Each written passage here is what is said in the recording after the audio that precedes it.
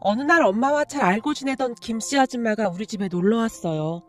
이런저런 이야기로 서두를 길게 느리던 김씨 아줌마가 엄마 눈치를 보며 물었어요. 저기 말이야, 소영이는 아직 결혼 생각 없대? 우리 소영이? 글쎄, 아직 사귀는 사람이 없는 것 같더라고. 근데 갑자기 그걸 왜 물어? 내가 왜 물어보겠어? 척하면 척이지. 설마 우리 소영이 중매라도 서려고 그러는 거야? 엄마가 침까지 꼴꺽 삼킨 채 물었어요. 김씨 아줌마는 사람들 사이에서 중매쟁이로 꽤 유명한 사람입니다. 중매를 해주고 약간의 돈을 챙기는 듯 했는데 김씨 아줌마가 중매해준 사람들이 나름 다 잘 살고 있었어요. 그런 건 타고나는 모양으로 짝을 아주 기가 막히게 연결해주곤 했으니까요. 그랬던 김씨 아줌마가 진지한 표정으로 제 근황을 물어왔으니 엄마 또한 긴장까지 한 채 김씨 아줌마의 입만 바라보고 있었습니다. 그럼 내가 괜히 물어봤겠어. 좋은 자리가 하나 나왔거든. 그래? 어떤 자리인데? 우리 소영이가 대학도 좋은 대학 나왔고 회사도 좋은 데 다니는데 시시껄렁한 남자는 들이대지도 마. 아유, 내가 어디 그럴 사람이야. 진짜 다른 사람 소개해주기 너무 아까운 사람이라 바로 여기로 온 거 아니겠어. 도대체 뭐하는 남자인데? 집안은 괜찮고? 당연하지. 남자가 얼굴도 잘생기고 키도 아주 크다니까. 아니, 그런 거 말고 능력은 어때? 뭐니 해도 남자는 능력이 있어야 하는 거지. 그때쯤 엄마의 눈이 그 어느 때보다 반짝이고 있었는데요. 식탁에 앉아 커피를 마시고 있던 제 의견은 상관조차 하지 않고 두 분이서 대화에 집중을 하고 있었어요. 능력이야 당연히 좋지. 시아버지 자리가 무슨 사업을 한다는데 그거 물려받을 생각으로 열심히 경영 수업 배우고 있다잖아. 집이 아주 어마어마한 부자야. 결혼하면 강남에 아파트 하나 바로 해준다잖아. 뭐? 강남에 아파트를? 세상에나, 부자는 부자인가 보네. 그럼 빨리 중매 날짜 잡지 않고 뭐하고 있어? 저기 근데 말이야, 그 남자가 어디 하나 나무랄 데가 없는데 딱 하나 아쉬운 게 있는데 말이야. 한동안 신이 나서 말을 하던 김씨 아줌마가 잠시 엄마 눈치를 보는 듯 했어요. 아쉬운 거? 그게 뭔데? 저기 말이야, 사실 그 남자가 한 번 갔다 왔었다고 하네. 뭐? 그럼 재혼이란 말이야?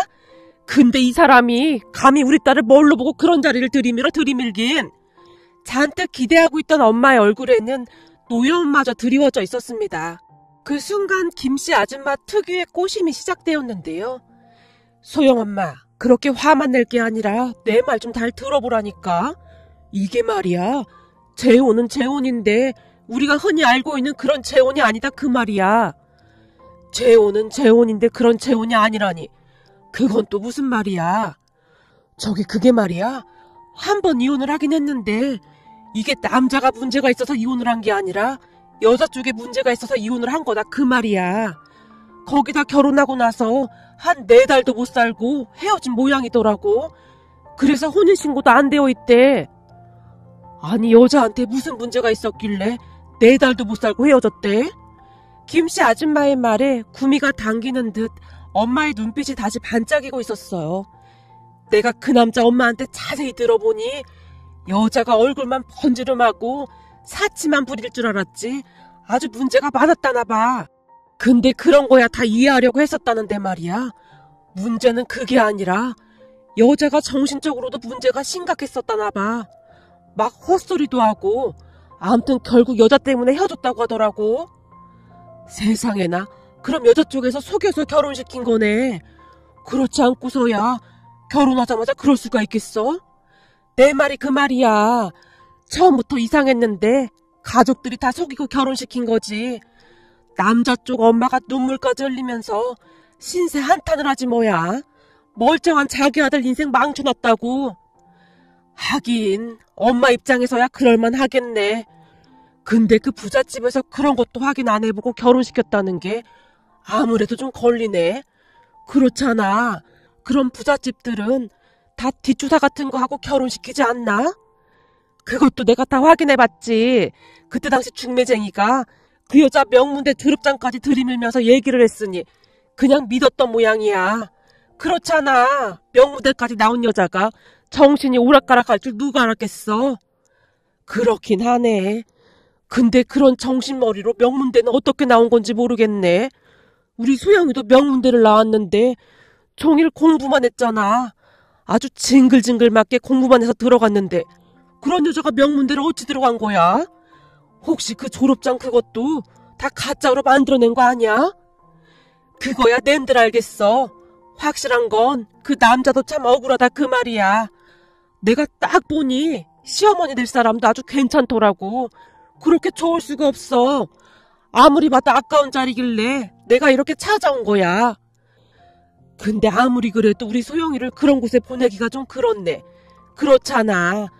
어쨌든 그쪽은 한 번 결혼을 했던 남자인데 아무래도 우리 소영이가 좀 아깝긴 하지. 엄마가 내키지 않는다는 표정으로 고개를 가로저었는데요. 김씨 아줌마가 마지막 쐐기를 박듯 엄마에게 일침을 가했습니다. 지금 소영이 엄마가 그런 말 할 때가 아니지 않아? 그런 말 할 때가 아니라니 그게 무슨 말이야? 아니 그렇잖아. 사실 까놓고 말이야. 그래 소영이만 놓고 보면 어디 하나 부족한 게 없는 게 맞긴 한데 집안만 놓고 보면 자기네 집이 꿀려도 한참 꿀리잖아. 아니 그게 무슨 말이야. 우리 집이 꿀리긴 뭐가 꿀린단 말이야. 에이 이거 알만한 사람끼리 왜 이래. 소영이 아빠가 어떤 사람인지 나도 알 만큼은 다 알고 있는데. 뭐? 아니 여기서 소영이 아빠 얘기는 왜 나오는 거야? 아니지. 결혼이라는 게 집안 대 집안이 하는 건데 당연히 중요한 거 아니겠어? 소영이 아빠가 바람나서 딴 살림 차린 거 그거 엄청난 흠이 된다 그 말이야. 어느 멀쩡한 집안에서 그런 집딸을 며느리로 삼고 싶겠어? 내가 그냥 하는 얘기가 아니니까 주변에 다 물어봐. 아마 좀 사는 집에서는 절대 며느리로 안 받아줄걸. 그러니까 잘 생각해. 내가 보니 이런 흔치 않은 자리 찾기 힘드니까. 사실 그 집안에서 얌전한 아가씨를 찾길래 소영이가 딱 생각난 거니까. 따지고 보면 남자 쪽이 더 아깝긴 하지. 저 여자를 잘못 만나서 눈을 한참 낮춘 거니까 말이야. 거기다 소영이가 나이도 꽉 찼잖아. 여자 나이도 무시 못한다 그 말이야. 김씨 아줌마가 거드름까지 피운 채 집을 나섰어요. 그리고 제가 보기에 엄마는 이미 김씨 아줌마가 소개해준 중매자리에 솔깃해져 있는 그런 눈치였어요. 김씨 아줌마가 나가자마자 엄마가 저를 옆에 앉히고는 심각한 표정으로 물었거든요. 소영아, 너도 잘 들었지? 물론 들었지. 엄마, 근데 난 결혼 생각 없는데. 엄마도 알다시피 내가 아빠가 하는 거 보고 자라서 그런지 난 절대 결혼하고 싶지 않아. 그렇다고 계속 혼자 살 순 없잖니.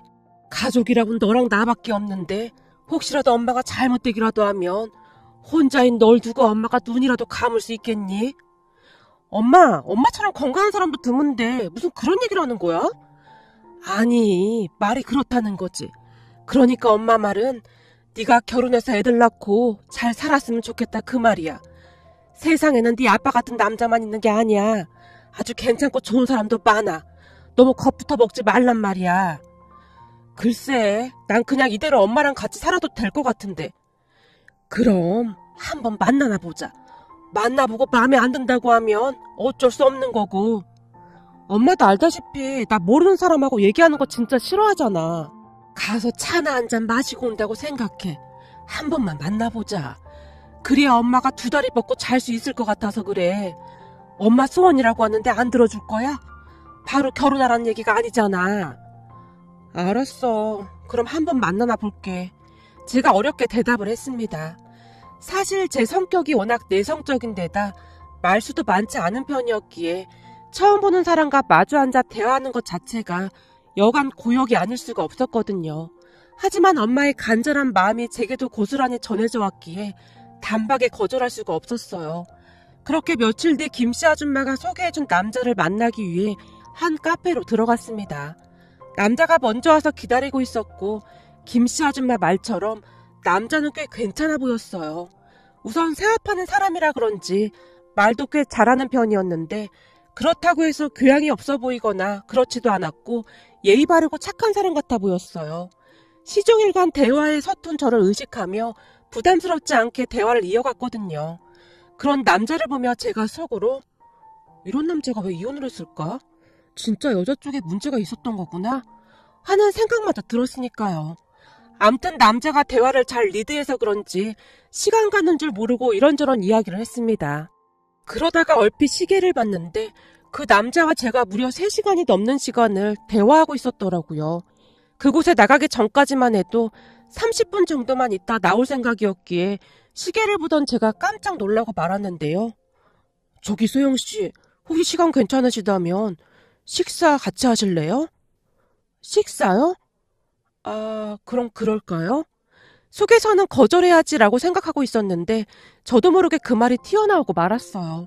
아마도 저도 그 남자가 싫지만은 않았던 것 같습니다. 그렇게 우리는 식사까지 하면서 꽤 오랜 시간을 같이 있었습니다.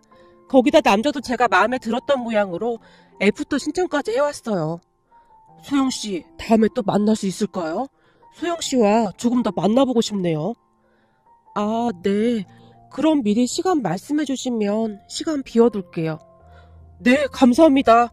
남자가 싱글벙글한 채 좋아서 어쩔 줄을 몰라 했어요. 그 모습에 제 얼굴도 시뻘겋게 달아올랐는데요. 왠지 모르게 쑥스럽기도 하고 암튼 그러한 기분은 처음인 듯 했습니다. 그 뒤 집에 들어서자마자 엄마가 한뜻 들뜬 목소리로 물었어요. 어땠어? 괜찮았어? 엄마 네가 나가자마자 들어올까봐 노심초사하고 있었는데 설마 지금까지 둘이 같이 있었던 거야? 엄마 하나씩 질문해. 그래 알았어. 남자는 어땠어? 괜찮았어? 생각보다 괜찮더라고. 착하고 배려심도 많고. 그래? 생긴 건 어땠어? 생긴 것도 나쁘지 않았어. 키가 커서 그런지 옷발이 살더라고. 그럼 너도 싫진 않은 모양이구나. 네가 그렇게까지 말하는 거 보니 너도 마음에 든 거지? 그러게 사람은 괜찮아 보이더라고. 그럼 계속 만날 거야? 그렇잖아도 그 남자가 다시 연락하겠다고 하더라고. 다시 연락 오면 만나는 거고 아님 말고. 연락 오기로 했다며. 네 전화번호 알려준 거야? 당연히 알려줬지. 암튼 기다려보고 연락 안 오면 어쩔 수 없는 거고. 제가 애써 별일 아니란 듯이 말을 했지만 엄마의 얼굴에는 기대가 가득해 보였어요. 그리고 그날부터 엄마가 제 휴대폰에서 눈을 떼지 못했는데요. 혹시 연락 안 왔어? 아직 안 왔어. 그만 좀 물어봐. 그런데 다음날 그 남자가 연락을 해왔고 그 주 주말에 다시 만나기로 했습니다. 그 남자가 뭐래? 만나자고 하는 거야? 만나자고 하네. 그래서 주말에 만나기로 했어. 그게 정말이야? 잘 됐다. 진짜 잘 됐어. 엄마, 그렇게 좋아? 나 결혼하면 엄마 혼자 있어야 하는데 뭐가 그렇게 좋아? 너도 나중에 자식 낳아봐. 그럼 엄마만 할 수 있을 거야. 자식이 좋은 짝 만나서 잘 사는 게 모든 부모의 마음인 거야. 난 엄마랑만 살아도 괜찮은데. 됐어 이거사. 이번 참에 잘 좀 해서 결혼할 생각해. 그 정도면 집안도 괜찮고 어디 하나 나무랄 데가 없잖니. 그동안 김씨 아줌마가 중매한 거 치고 잘 안 된 게 없어. 다들 잘 살고 있다 그 말이야. 김씨 아줌마가 생긴 건 사기꾼 같아 보여도 사람은 괜찮은 사람이야. 알았어. 엄마 말대로 남자는 괜찮아 보이더라고. 제가 이 나이 먹도록 남자를 사귀어 본 적이 없었기에 우선은 편안한 분위기로 대화를 이끌어주는 자체가 마음에 들었거든요. 그 뒤 그 남자와 몇 번 더 만나게 되었고 우리는 자연스레 연인 사이가 되었습니다. 우리 엄마가 좋아한 건 말할 것도 없었고요. 그렇게 우리는 한 1년가량을 만나왔는데요. 어느 날 남친이 제게 양가 부모님께 인사를 드리자고 했어요. 만나면 만날수록 남친은 정말 좋은 사람이었기에 저도 흔쾌히 대답했고요. 남친은 우선 우리 엄마에게 먼저 인사를 드리고 싶다고 했고 집 안으로 들어서던 남친을 보자마자 엄마가 버선발로 뛰어나가 덥석 손까지 잡으며 반기셨어요. 엄마, 사람 민망하게 너무 그러지 마. 민망하긴 뭐가 민망해. 이제 곧 우리 사이 될 사람이다 하는 생각이 드니까 너무 좋아서 그렇구만. 내가 너무 호들갑을 떨었나요? 아닙니다 어머님. 이렇게 반겨주셔서 전 오히려 좋은걸요. 남친의 성격이 워낙 서글서글한 편이었기에 엄마와도 잘 지냈어요. 그 뒤 남친 부모님께 인사를 하러 가기 며칠 전 남친을 보며 제가 어렵게 입을 열었습니다. 저기 말이야. 자기 전처 얘기하면 자기가 불편하겠지? 아니야. 자기 입장에선 궁금한 게 당연한 거잖아. 그럼 내가 조금만 물어볼게. 내가 듣기로는 전처가 좀 이상했다고 하는데 정말 정신적으로 이상했던 거야? 글쎄, 다들 그렇다고 하는데 난 잘 모르겠더라고. 잘 모르겠다니 그게 무슨 말이야? 그게 말이야. 엄마는 정신이 이상한 여자라고 막 그랬는데 사실 나랑 있을 때는 이상한 거 잘 못 느꼈거든. 근데 아무래도 내가 해외 출장을 자주 다니다 보니 결혼하고 나랑 보내는 시간보다 엄마랑 있는 시간이 더 많았거든. 그랬으니 엄마가 본 게 맞지 않았나 싶어. 우리 엄마여서가 아니라 엄마가 그런 거짓말을 하거나 하실 분은 아니거든. 아참, 내가 자기한테 그 말을 안 했구나? 무슨 말인데? 그게 말이야. 우리 엄마 심리학 전공하셨거든. 그랬으니 엄마 말이 틀리진 않을 거야.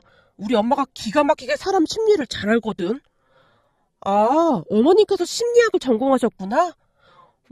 그쪽으로 박사학위까지 있으셔. 남친이 아주 자랑스럽다는 듯이 말했어요. 전처 이야기는 그렇듯 그냥 별일 아닌 듯 끝나버렸고요. 그 뒤 남친 부모님께 인사를 하러 갔는데 남친 아버지는 남친과 많이 닮은 모양으로 좋으신 분 같아 보였습니다. 그리고 남친 엄마 또한 교양도 있어 보이고 역시나 좋은 분 같아 보였어요. 두 분 다 시종일관 미소를 잃지 않은 채 혹시나 제가 불편한 게 있지는 않나 챙기는 모습이었거든요. 남친이 배려심이 많았던 이유가 부모님을 닮아서 그렇구나 싶을 정도였으니까요. 남친 엄마는 하루라도 빨리 결혼을 시키고 싶어하는 눈치였습니다. 남친 부모님, 특히나 남친 엄마가 결혼을 서둘렀거든요. 상견례 자리에서 남친 엄마가 우리 엄마를 한껏 띄워주며 말했어요. 저희는 애들이 빨리 결혼했으면 합니다. 착한 우리 소영이를 누군가 데려가진 않을까 걱정이 돼서요. 사돈도 아시다시피 요즘 우리 소영이 같은 아가씨를 찾아보기 쉽지 않잖아요. 우리 소영이를 이렇게 예쁘게 봐주신다니 그저 감사할 따름입니다. 저도 우리 소영이가 빨리 결혼했으면 좋겠네요. 그저 자식들이 잘 되길 바라는 마음은 매 한 가지 아니겠습니까? 암요, 아주 지당하신 말씀이십니다. 그럼 되도록 빨리 결혼시키죠. 그렇게 우리는 얼마 뒤 결혼까지 하게 되었습니다. 결혼 한동안에 아무 문제도 일어나지 않았어요. 그런데 결혼하고 한두 달 정도가 지났을까요? 남편이 제게 어렵게 말을 꺼냈습니다. 자기야, 전에도 내가 몇 번이나 말했었잖아. 나 해외 출장이 꽤 자주 있다고. 응, 알고 있어. 아버님도 같이 가신다고 했잖아. 한 번 가면 몇 달씩도 있다 온다고. 맞아.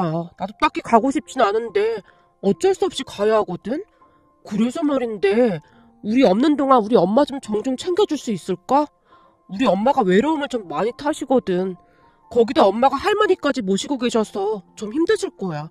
자주는 아니더라도 자기가 조금씩만 신경 써주면 좋을 것 같은데. 시부모님께서는 시할머님을 모시고 사셨는데 시할머님께서 치매를 앓고 계셨거든요. 남편은 그런 시어머님이 걱정인 듯 했어요. 결혼 후 제가 회사를 그만두기도 했었고요.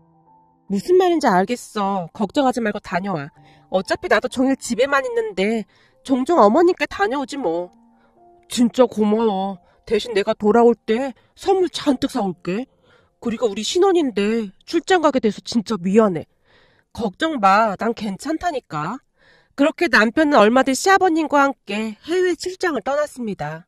하지만 시아버님과 남편을 배웅할 때까지만 해도 앞으로 어떠한 일이 일어날지 상상도 못하고 있었는데요. 그 뒤 상상 그 이상의 일들이 저를 기다리고 있었습니다. 남편과 시아버님께서 출장을 가신 바로 다음날 시어머님께서 제게 전화를 하셨어요. 예, 너 바쁘니? 아니요, 어머님, 괜찮아요. 그래? 그럼 지금 여기로 좀 올래? 혼자 있어서 그런지 입맛이 없구나. 나랑 같이 밥이나 먹자꾸나. 네, 어머님, 지금 바로 가겠습니다. 제가 기쁜 목소리로 대답을 하고는 서둘러서 시댁으로 향했습니다. 그렇게 시댁에 도착을 해서 안으로 들어갔는데요. 현관문을 열고 들어가자마자 시어머니께서 충격적인 말을 했어요. 아줌마, 제 백 좀 들어줘요. 예, 사모님, 저기 백은 저 주세요. 가사도우미 이모님이 제 백을 빼앗다시피 가져가려고 했어요. 저기 이모님, 이 안에 휴대폰이 들어있어서 그런데 휴대폰은 제가 챙길게요. 그 이한테 연락 올 수도 있어서요. 제가 백 안에 있던 휴대폰을 꺼내려고 했는데요. 예, 우리 집안에는 규칙이 하나 있다. 네? 규칙이요? 무슨 규칙이신지. 죄송합니다. 그이한테 들은 게 없어서요. 암튼 그런 게 있어. 그 규칙이 뭐냐면 개인 휴대폰을 따로 가지고 있으면 안 된다. 휴대폰뿐만 아니라 전자제품은 아무것도 가지고 있으면 안 된다 그 말인 거지. 네? 어머님, 왜 그런 규칙이 있는 거예요? 그럼 집안에서는 휴대폰 사용이 전혀 안 되는 거예요? 혹시나 그이한테 연락 오면 그때는 어떻게 해요? 제가 연락이 안 되면 그이가 걱정할 것 같은데요? 그야 집 전화 있잖니. 우리 아들한테는 내가 잘 말할 테니 너도 앞으로 집 전화만 사용하렴. 시어머니께서는 도무지 알 수 없는 말들만 하고 있었어요. 어머님, 정말 죄송한데 휴대폰만 가지고 있으면 안 될까요? 그이랑 연락하는 것도 그렇고 혹시나 저희 엄마한테 연락 오면 받아야 해서요. 안 된다. 우리 집에서는 무조건 휴대폰 사용 금지야. 네가 무슨 짓을 할 줄 알고 휴대폰을 그냥 둬? 네? 그게 무슨 말씀이세요? 내가 여기저기 들어보니 요즘 젊은 애들은 그 휴대폰으로 뭐든지 다 촬영하고 녹음하고 녹화하고 아주 난리도 아니라며. 너라고 그러지 말라는 법 있니? 어머님, 제가 녹음을 하다니요. 전에 그것도 몰래 녹음하다 나한테 딱 걸렸다 그 말이야. 그러니 내가 믿을 수가 있어야지. 암튼 우리 집에서 휴대폰 사용은 용납 못한다. 그리고 한 가지 더 있다. 아줌마, 제 주머니란 주머니는 다 확인해봐요. 요즘은 세상이 워낙 발달해서 녹음기 종류도 별의별 게 다 있다고 하니까 볼펜이나 뭐 그런 것까지 다 확인해봐요. 네, 사모님. 시어머님의 놀라운 말에 저는 눈만 깜빡이고 있었는데 가사도우미 이모님과 운전기사 아저씨는 아주 당연하다는 듯이 시어머니의 말에 따라 여기저기 샅샅이 뒤지고 있었어요. 하루아침에 변해도 너무나 변해버린 시어머님의 모습에 놀란 것도 놀란 건데 그동안 아무렇지도 않은 척, 아니죠. 사람들 앞에서 착한 척이란 척은 다한 시어머니의 이중적인 모습에 소름이 끼칠 정도였습니다. 그리고 그 순간 번쩍하고 제 머릿속을 스치고 지나간 것이 하나 있었어요. 혹시나 남편의 전처라는 사람에게도 이런 식으로 했던 건 아닐까라는 생각마저 들었거든요. 만약 그랬다면 저와 같은 마음이었을 테니까요. 너무나 황당해서 뭐라 말도 나오지 않았거든요. 그렇게 제가 입만 딱 벌리고 서 있었는데요. 뭐하니? 아줌마랑 같이 얼른 밥 차리지 않고. 네. 왜 그런 말이 있잖아요. 너무나 놀라거나 하면 머릿속이 하얘진다는 말이요. 그때 당시 제가 그랬던 것 같습니다. 거기다 시어머니는 제가 아무런 생각을 하지 못하도록 아주 계획적으로 이것저것 일을 시켜대기 시작했어요. 할머니 밥 좀 먹여라. 네. 근데 할머님은 어디 계신 거예요?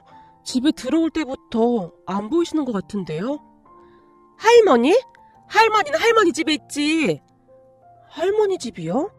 오늘부터 너도 거기서 먹고 자고 해야 하니까 미리 가서 청소 좀 해놓던지. 시어머니가 나오는 웃음을 억지로 참으며 제게 말을 하고는 가사도우미 이모님을 불렀어요. 아줌마, 쟤 좀 거기 데려다줘요. 아, 큰 사모님 계신 곳이요? 아줌마, 내가 몇 번이나 말했어요. 우리 남편이랑 아들 없을 때는 그놈의 큰 사모님 소리 좀 하지 말라고. 치매 와서 당신 이름도 기억 못하는 사람한테 큰 사모님은 뭔 놈의 큰 사모님이야. 죄송합니다, 사모님. 사장님 계실 때 계속 그렇게 말해서 저도 모르게 그만 정말 죄송합니다. 앞으로 조심 좀 해요. 그리고 쟤 좀 거기 데려다 주고요. 너 오늘부터 거기서 지내면서 할머니랑 같이 밥 먹고 자면 된다. 난 우리 가족 말고 다른 사람이랑 한 집에서 자는 거 참 불편하더라고. 시어머니가 조용히 안방으로 들어갔어요. 자, 따라와요. 그 양반 있는 곳에 데려다 줄게요. 그 양반이요? 아, 척하면 알아들어야지. 생긴 거랑 다르게 참 어리숙하네. 치매 걸린 그 양반 말이야. 그 양반한테 데려다 준다고. 할머님이요? 집안에 계신 거 아니었어요? 이 사람 말귀 진짜 못 알아듣네. 아까 사모님이 하는 얘기 못 들었어? 그 양반은 따로 지낸다고 말했잖아. 시어머니만큼이나 가사도우미 이모님도 돌변해 있었어요. 그렇게 가사도우미 이모님을 따라 나섰는데요. 가사도우미 이모님이 현관문을 열고 밖으로 나가서는 넓디 넓은 잔디밭 한켠에 있는 커다란 컨테이너 박스로 들어가고 있었어요. 이모님, 여기는 개집 아니에요? 그이가 분명히 저한테 개집이라고 했는데요? 개들이 있긴 한데 그래도 개집은 아니야. 여름엔 에어컨도 틀어주고 겨울엔 전기보일러도 들어오는 그냥 애완견이 있는 그런 일반 집이라고 생각하면 돼. 요즘 다들 개를 집안에서 키우잖아. 그러니까 그냥 개들이랑 같이 지낸다고 생각하면 편할 거야. 그래도 이 집이 워낙 부잣집이라 개집도 그냥 그런 허접한 개집은 아니다 그 말이야. 사장님이 개들을 워낙 예뻐하시는데 저 양반이 치매가 오는 바람에 자꾸 문제가 생겨서 개집을 따로 럭셔리하게 만든 거야. 근데 진짜 개집 같지 않고 좋다니까. 가사도우미 이모님이 개집이라고 부르는 컨테이너 문을 벌컥 열었습니다. 그 순간 안에 있던 할머님께서 소리소리를 지르셨는데요. 야 이놈이 여편네야, 밥 달랐는데 왜 밥을 안 줘? 나 굶어 죽이려고 그러지? 밥은 조금 전에 줬잖아요. 아니 어떻게 된 게 하루 종일 밥만 달라고 해. 밥 못 먹어서 죽은 귀신이 붙었나? 컨테이너 박스 안은 반으로 분리가 되어 있었는데 한쪽은 할머님의 이부자리와 먹던 음식들이 널브러져 있었어요. 그리고 다른 한쪽은 개들이 자리를 지키고 있었고요. 그 모습을 제가 넋이 나간 채 바라보고 있었는데요. 사장님이 워낙 좋아하니까 어쩔 수 없이 저 개들을 키우긴 하는데 이 집 사모님이 동물이라면 아주 치를 떨어. 그래서 사장님이랑 아들이 해외 출장 가면 저렇게 두는 거야. 아니 개들은 그렇다 치고 할머님을 저렇게 두는 건 잘못된 거잖아요. 할머님을 바라보던 제 눈에 눈물이 고이고 말았습니다. 그도 그럴 수밖에 없었던 것이 제가 시댁에 처음 인사를 왔을 때 비록 치매에 걸리긴 했지만 할머니의 모습은 참 단아한 모습이었거든요. 그런데 그날 할머니의 모습은 같은 사람이 맞나 싶을 정도로 다른 사람 같아 보였습니다. 그리고는 시어머니의 이중적인 모습에 참을 수 없는 분노 같은 것이 치밀어 올랐던 것 같습니다. 아니 이렇게 방치할 거면 그냥 치매 전문병원 같은 데 보내시면 되잖아요. 집에 돈이 없는 것도 아니고 굳이 이렇게까지 하는 이유를 모르겠네요. 제가 남편에게 듣기로는 시어머니께서 할머님을 지극정성으로 보살핀다고 들었거든요. 바로 그거야. 사람들은 지금 사모님이 치매 걸린 저 양반을 지극정성으로 보살핀다고 알고 있거든. 이 집 사모님 연기가 아주 끝내주거든. 그리고 전문병원도 돈도 엄청 많이 줘야 안 되나 뭐래나. 그냥 이렇게 두면 돈도 안 들어가는데 그런 데를 뭐하러 보내냐면서 이 집 사모님이 안 보내는 거야. 거기다 다른 사람들은 이 집 사모님이 효부인 줄 알고 있으니까 이런 걸 두고 꽉 먹고 알 먹는다고 해야 하는 건가? 아무튼 그런 사연이 있으니까 이 부잣집에 붙어 있으려면 그냥 깊게 생각을 하덜 말어. 그러면 그쪽 머리만 아프니까. 그리고 명심해. 이 집 전 며느리가 시어머니 정체를 다 까발린다고 설레발치다가 정신병자 취급받고 쫓겨났다는 거. 그니까 그쪽도 괜히 설레발치거나 할 생각 하지 말라 그 말이야. 가사도우미 이모님이 협박하듯 저를 바라봤어요. 그 뒤 저는 할머님과 함께 계집이라 불리던 그 컨테이너 박스에서 같이 생활했습니다. 시어머니는 저와 할머님을 상관조차 하지 않았는데요. 시어머니가 정말 무서웠던 것이 제가 밖으로 나가지 못하도록 철저하게 감시까지 했습니다. 그러니까 저는 그곳에서 시할머님을 책임져야 하는 그런 사람이었어요. 시아버님과 남편이 돌아오려면 한참 멀었었기에 어찌할 방도가 없었습니다. 그리고 설령 그곳을 탈출할 방법이 있더라도 시할머님만 두고 나올 수가 없었습니다. 너무나 안타까워서 눈물이 나올 정도였으니까요. 제가 밖에 나가서 말을 한다고 한들 아무런 증거가 없었기에 제 말을 믿어줄 사람도 없었고요. 그렇게 하루하루 시간이 지나갔고 저는 시할머님 식사를 챙겨드리며 할머님을 극진히 보살폈어요. 덕분에 저와 함께 있는 동안에는 다시 예전의 시할머님의 모습으로 돌아왔습니다. 아가씨는 누구야? 얼굴이 참 곱다. 할머니께서 제 손을 붙들고 말씀하시다가도 어느 순간에는 언니, 나 배고파. 밥 좀 줘. 빨리 밥 좀 줘. 라며 난동을 피우셨어요. 그러다가 어느 날은 제가 잠시 한눈을 판 사이에 할머니께서 개밥을 주워드셨어요. 그 모습을 보며 제가 기겁을 했는데요. 마침 시어머니와 마주칠 기회가 있었기에 제가 큰맘 먹고 시어머니에게 말했어요. 어머님, 할머니께서 자꾸 개밥을 주워드세요. 혹시나 간식거리 같은 것 좀 더 주시면 안 될까요? 치매에 걸리시면 아이가 된다고 하는데 과자 같은 걸 자꾸 찾으셔서요.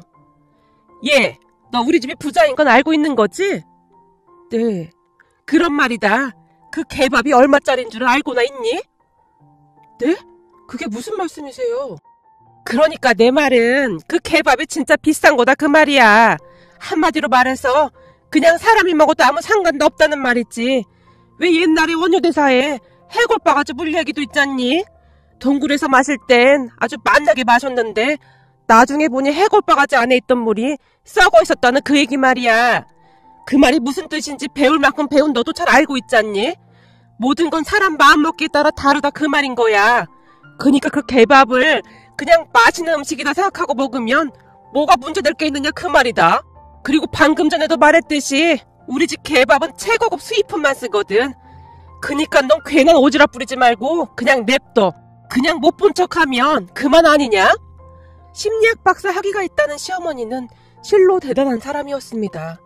저처럼 어리숙한 사람이 대적할 만한 그런 사람이 아니었어요.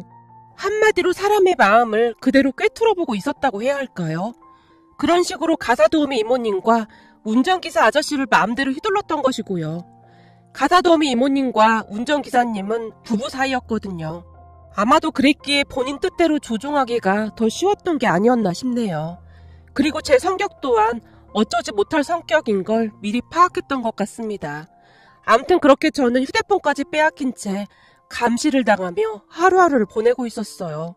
남편이 하루에 몇 번씩 전화를 해왔는데 그럴 때마다 본 모습을 감쪽같이 속이고는 시아버님과 남편이 속아 넘어갈 정도로 연기를 했습니다. 어느 날은 눈물까지 흘리며 남편에게 제 칭찬을 하기도 했으니까요. 그런 모습을 보며 제가 어떠한 일을 당하고 있는지 차마 말을 할 수가 없었는데요. 아마도 그때 말을 했다 하더라도 아무도 제 말을 믿어주지 않았을 거란 확신마저 들었습니다. 시어머니가 정말 고단수였던 것이 말이죠. 우리 엄마에게도 간간히 전화를 하도록 시키기도 했어요. 그래야 아무도 의심을 하지 않았을 테니까요. 그렇게 시간이 얼마나 지났을까요? 저는 시간이 어떻게 가는 줄도 모르고 시할머님을 챙기며 지냈습니다. 사실 저희 할머니께서도 치매를 앓다가 돌아가셨기에 시할머님을 볼 때마다 우리 할머니 생각이 나면서 마음이 너무나 아팠거든요. 그랬기에 저는 시할머님을 정말 지극정성으로 돌봤습니다. 그리고 가사도우미 이모님과 운전기사 아저씨가 저에게 차갑게 대할 때도 항상 예의 바르고 깍듯이 대했습니다. 왠지 모르게 그냥 그분들도 그럴 수밖에 없는 사연이 있지 않을까 싶었거든요. 가사도우미 이모님의 눈을 보면 그 차가움 속에 알 수 없는 두려움 같은 것이 느껴졌거든요. 그러던 어느 날 가사도우미 이모님께서 컨테이너 박스 문을 열고 들어오셨어요. 전에 며느리는 욕심도 많고 우리를 어찌나 하대하던지 안쓰러운 마음은 하나도 없고 그냥 꼴배기 싫었는데 새댁은 어쩌면 그렇게 한결같을 수가 있어. 우리가 새댁한테 이렇게 모질게 하는데도 우리가 믿지도 않아? 믿긴요. 그냥 두 분한테도 무슨 사연이 있지 않을까 싶어서요. 사람은 뭔가 간절한 게 있어야 그럴 수가 있거든요. 그냥 며칠 지켜보니 두 분 다 억지로 시어머님 말씀을 듣는 것 같아 보이기도 했고요.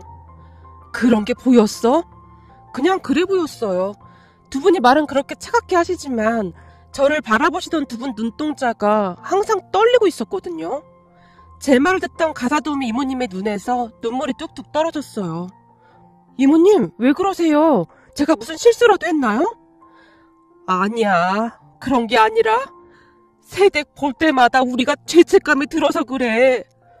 죄책감이요? 그래, 사실은 말이야. 우리 아들이 한참 전에 교통사고가 났었는데 하반신 마비가 왔어. 그 바람에 며느리가 도망가고 우리가 돌보고 있거든. 근데 나중에 우리 없이 아들 혼자 남게 되면 돈이라도 있어야 할 거 아니야. 그래서 우리들이 악착같이 돈을 모으고 있었어. 근데 사모님이 우리한테 이 모든 것을 다 덮어주고 자기 편만 들어주면 받는 돈을 3배나 주겠다고 하지 뭐야. 그 말에 남편이랑 내가 눈이 멀어서 이러고 살고 있네. 가사도우미 이모님이 묻지도 않은 말들을 술술 풀어내고 있었어요. 그럼 혹시 전처한테도 이렇게 한 거예요? 제가 듣기로는 정신병이 있었다고 하던데요. 그게 말이야. 사모님이 이상하다고 아무리 말해도 증거가 없잖아. 우리도 사모님 편에 서서 그 전처가 이상하다고 증언했으니까. 한동안 발악하다가 정신줄을 놓아버리더라고. 그 전처라는 사람은 큰 사모님 옆에 가지도 않고 치매라고 더럽다면서 그렇게 구박을 했었거든. 그래서 그 전처한테는 우리도 죄책감 같은 것도 안 들었고 말이야.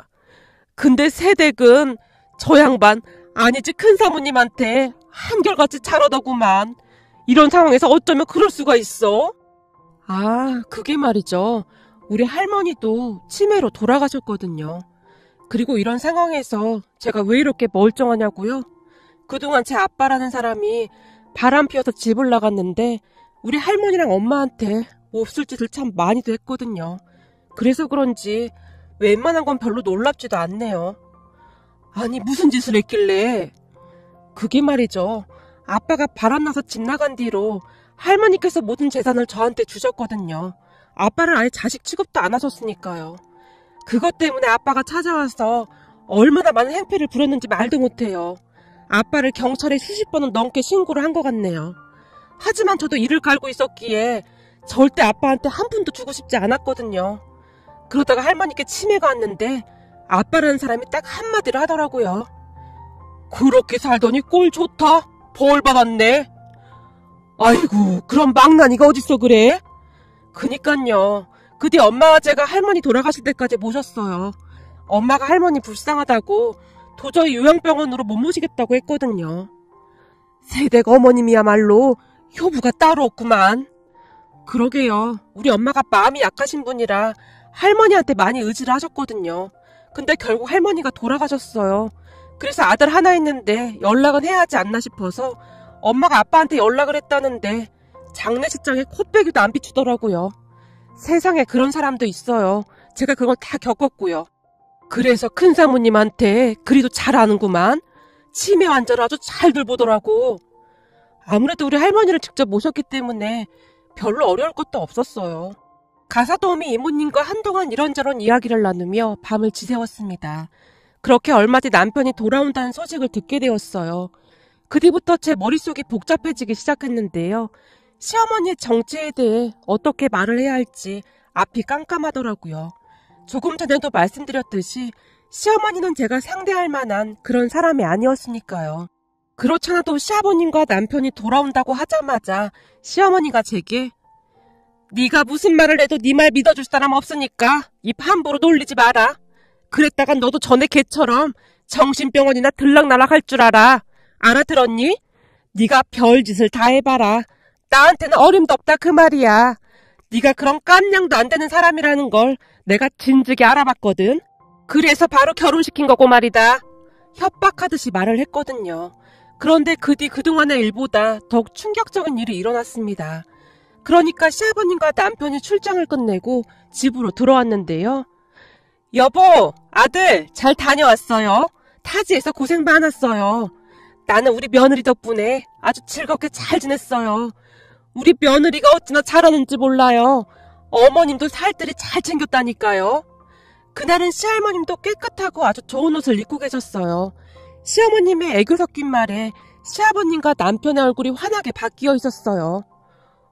그래, 며느라 아주 고맙구나. 너도 그동안 고생 많았다. 시댁에서 지내는 게 여간 불편한 게 아니었을 텐데 내가 네 시어머니한테 들어보니 내내 여기서 지냈다며? 아니요, 아버님. 할머님께서 좋은 분이시라 힘든 것도 없었어요. 말이라도 그렇게 해주니 정말 고맙구나. 아들인 내가 더 많이 챙겨야 하는데 괜히 네 시어머니랑 네가 고생이 많구나. 여보, 난 며느리 덕분에 진짜 편하게 있었어요. 그러니까 우리 며느리한테 용돈이나 많이 줘요. 시어머니의 가식적인 목소리가 집안을 가득 메웠어요.